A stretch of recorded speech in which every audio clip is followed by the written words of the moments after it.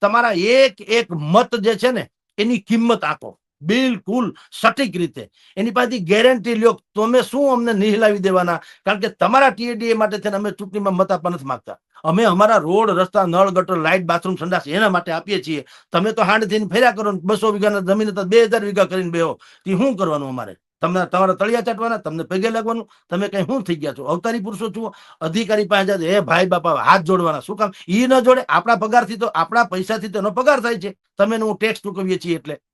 તો આ આખી જે પ્રથા ઊંધી થઈ ગઈ. સાહેબને હાથ જોડવાની, સલામ મારવાની, મંત્રીને અમે કરગરવાની, સરકાર માય બાપ, અમે ખેડૂતનો જગતતાપ સંતાપ. છોડો યાર આ બધું ડીંડક. કાટલા પકડો, કાટલા બે ધડક, અને અધિકારપૂર્વક માગો. કાટલા પકડો એટલે બુહટ મારો એમ નથી કેતો, પણ તમે અધિકારપૂર્વક પૂછો યાર કે ભાઈ અમારો હક છે. પોર્ટલ ન હારે તો લંબાવ 22 તારીખ. હું કામ હું કહું 10 દી વધુ લંબાવ? એમાં તારીખ में क्या लेना देना होता है? એમાં 22 તારીખ શું કામ ભાઈ? 22 ને 32 શું કામ નહીં? એટલે કે 10 દી વધુ શું કામ નહીં? અહીંયા તમારે ક્યાં ઘરમાંથી ખીચામાંથી દેવા? ઈ વળી હું ડેડલાઈન વળી? તો તમારી ડેડલાઈન છે, તમે આ ડેડલાઈન જે આપી હતી 5 વર્ષ ઢંઢેરામાં કે અમે આટલું કરી દઉં, તમે કર્યું નથી? કર્યું શું કામ નથી કર્યું ભાઈ? એને કારણે કોઈ પૂછતું?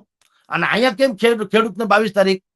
અને પાછા ઉપકાર કરો છો કે અમે તારીખ વધારી દીધી. એટલે હું તારો ડો આ હાયલુની ડીંડા કેટલા ડબલા તમારા જે છે ઇન્ટરનેટના કોઈમાં ક્યાંય છેડા અડતા નથી, હાલતા નથી. ગ્રામ સેવકો ગામે ગામ છે નહીં. 10-12 ગામ વસાડે એક ગ્રામ સેવક હોય. હવે સરકારે શું કીધું, કૃષિ મંત્રીના સચિવે, કે હવે કાંઈ વાંધો નહીં, મૂંઝાતા નહીં. જેને આવો SMS મળ્યો હોય કે ભાઈ મગફળી જે છે એ તમે નથી વાવી એટલે તમારું રજીસ્ટ્રેશન રદ, એવો મેસેજ જેને મળ્યો હોય એને સરકાર શું કે તમે ચિંતા કરતા નહીં, તમે એક કામ કરો, ગ્રામ સેવકની પાસેથી ફરીથી સર્વે કરાવી લ્યો, એનો રિપોર્ટ છે અમને રજૂ કરો, એટલે અમે તમારી નોંધ કરશું. પણ ગ્રામ સેવક હોવા જોઈએ ને. 15 ગામમાં એક છે, ગામે ગામ નથી. તો એ એકને બધા ઓલા હો શિયાળિયા ભેગા થાય, સિંહને ફાડી ખાય. 10 ગામના માણસો કે મારીને આવો, મારીને આવો, ક્યાંથી મેળ પડે?